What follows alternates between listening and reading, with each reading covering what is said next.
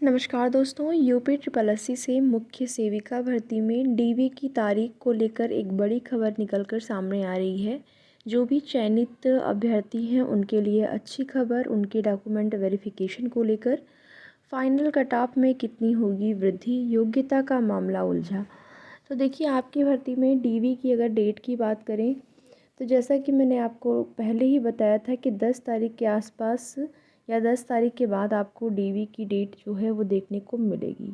और फाइनली आयोग से भी यही बातें निकल कर सामने आ रही हैं कि डीवी आपकी 10 तारीख के बाद होगी, जिसमें कि 15 या फिर 17 के आसपास होने की संभावना है। 15 17 से उसको लेकर ऑफिशियल नोटिस आपका जो है वो जारी हो जाएगा किसी भी दिन, कि किसी भी दिन जारी हो सकता है डीवी का शेड्यूल, जिसमें कि कितने रोल नंबर से कितने रोल नंबर के बीच किस डेट को, क्योंकि डीवी जो है आपकी लंबी चलेगी। 4300 अभ्यर्थियों का चयन जो है डीवी के लिए हुआ है। तो ऐसा तो है नहीं कि इतने अभ्यर्थी जो हैं, 4300 नहीं, 8300 और अभ्यर्थियों की संख्या काफ़ी है यहाँ पर। तो इनकी डीवी जो है वो लगभग आप मान के चलिए 20 से 25 दिन चल सकती है। वो अलग बात है, अगर ज़्यादा अभ्यर्थियों को ये लोग बुलाएंगे तो हो सकता है कम दिन में हो जाए। वैसे 20 से 25 दिन आप मान के चलिए कि आपकी जो डीवी है वो चलेगी, और वही 15 से 17 के आसपास होने की संभावना है। इसको लेकर डीवी शेड्यूल आपको और डीवी की जो डेट है वो बहुत जल्दी ही देखने को मिलेगी। तो ये तो चयनित अभ्यर्थियों के लिए हो गया उनकी डीवी के संबंध में बात। अब जो आपके मन में फाइनल कट ऑफ को लेकर है कि फाइनल कट ऑफ में कितनी वृद्धि होगी, लगातार अभ्यर्थियों के मन में सवाल हैं इस चीज़ को लेकर। तो देखिए, अभी फ़िलहाल के लिए जो आपकी कट ऑफ गई है अनरिजर्व, ओबीसी, एससी, ईडब्ल्यूएस की सेम है, उसकी वजह से आप लोग परेशान हैं। लेकिन जो आपकी फ़ाइनल कट ऑफ रहेगी वो सेम नहीं जाएगी, उसमें काफ़ी अंतर आपको देखने को मिल जाएगा। जिसमें कि अभी अनरिजर्व कैटेगरी की जो भी कट ऑफ है उससे 4-5 नंबर ज़्यादा आपकी अनरिजर्व का फाइनल कट ऑफ जो अभी गया हुआ है वहाँ से 4-5 अंक ज़्यादा। अनरिजर्व का ओबीसी का वही 3 या फिर 4 नंबर के आसपास ओबीसी और ईडब्ल्यूएस की कट ऑफ में बढ़ोतरी होगी। यहाँ से जो आपकी कट ऑफ गई हुई है 3 या फिर 4 के आसपास, और एससी की जो है 1 या फिर 2 इतना ही बढ़ेगी। तो एससी की कट ऑफ यहाँ पे कम होगी, ओबीसी और ईडब्ल्यूएस की भी कम होगी। फाइनल में ये कट ऑफ आपको कम देखने को मिलेगा। अभी डीवी के लिए ज़्यादा से ज़्यादा अभ्यर्थियों को शॉर्टलिस्ट करने के लिए इन लोगों ने क्या किया है कि ज़्यादा अभ्यर्थियों को लिया है, इस वजह से कट ऑफ जो है आपकी अन्य जो आरक्षित वर्ग की कैटेगरियाँ हैं उनकी भी सेम कर दी गई है। रिजर्व कैटेगरी की अनारक्षित और आरक्षित का जो है सेम कर दिया गया है, तो इससे आपको परेशान नहीं होना है। जो अनारक्षित वर्ग हैं लाभ तो उनको मिलना ही है। अब योग्यता के मामले पर बात करें तो योग्यता का मामला उलझा हुआ है, और जो चयनित हैं वो भी परेशान हैं, जो चयनित नहीं है वो तो अलग ही मैटर है कि नॉर्मलाइजेशन किस प्रकार से हुआ है, काफ़ी उनको नंबर का नुकसान हुआ है, इसको लेकर परेशान है। लेकिन जो चयनित हैं वो भी कम परेशान नहीं है।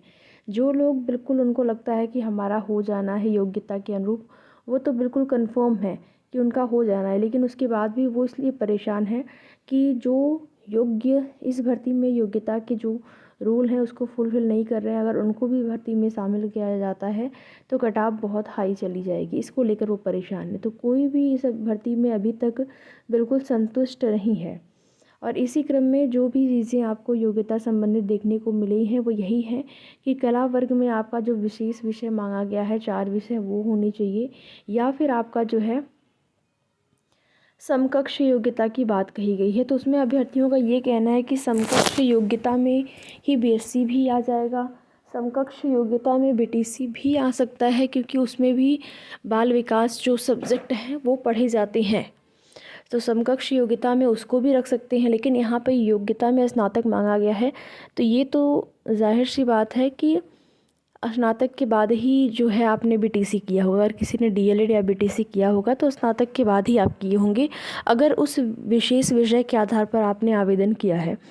तो कई ऐसे अभ्यर्थी हैं जो कि इस चीज़ों में हैं और उनको अभी तक ये क्लियर नहीं हो पाया है कि वो भर्ती में शामिल होंगी या फिर नहीं।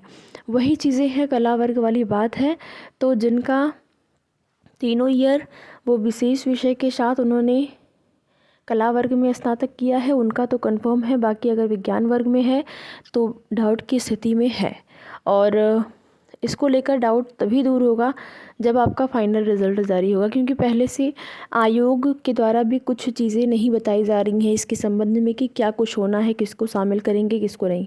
पहले आपको बताया गया था, कल भी मैंने वीडियो में आप लोगों को कहा था, और उससे पहले भी जब आपका फाइनल रिज़ल्ट नहीं आया था तब भी मैंने आप सभी को ये जानकारी दी थी कि अभी की जो भी सूचना है सभी को शामिल किए जाने की जो तैयारी है वो हो रही है, और उसमें सभी लोगों को शामिल भी किया गया। बट जो फाइनल रिज़ल्ट आएगा उसमें योग्यता को देखते हुए उनको लगेगा कि जो इस योग्यता को फुलफ़िल नहीं कर पा रहे हैं, जो कि नोटिफिकेशन में आया हुआ है, उनको बाहर किया जाएगा फाइनल जो आपका कट-ऑफ बनेगा, फाइनल जो रिज़ल्ट बनेगा उसमें।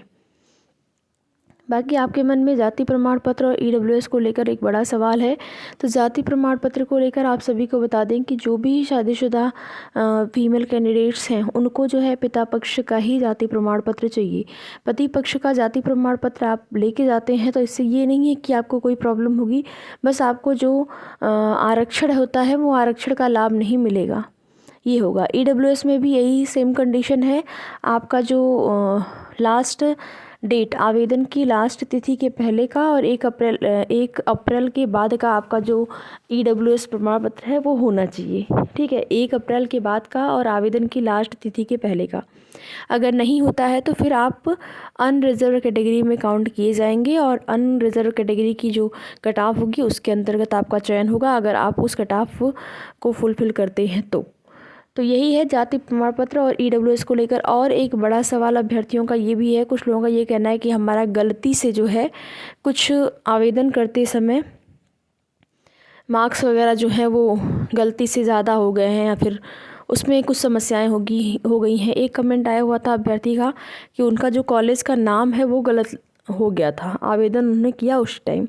तो देखिए, उसको लेकर परेशान नहीं होना है।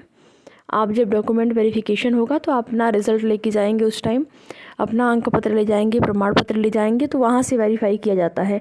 अगर आपके स्कूल के नाम में कोई गलती हुई है, स्कूल का नाम आपने कुछ और भर दिया है, तो उससे प्रॉब्लम नहीं होगी, उससे आप डीवी से बाहर नहीं होंगे। बस आप अपना जो डॉक्यूमेंट है वो लेके जाएंगे, अंक पत्र प्रमाण पत्र से मिलान किया जाएगा और देखा जाएगा वो विद्यालय जो है जिस विद्यालय से आपने पढ़ा है, अगर गलती हो गई है तो उससे नहीं होगा। हाँ, कहीं पर नाम की स्पेलिंग वगैरह में अगर मिस्टेक हो जाती है तो उसके लिए क्या है कि आपको एफिडेविट बनवाना पड़ता है।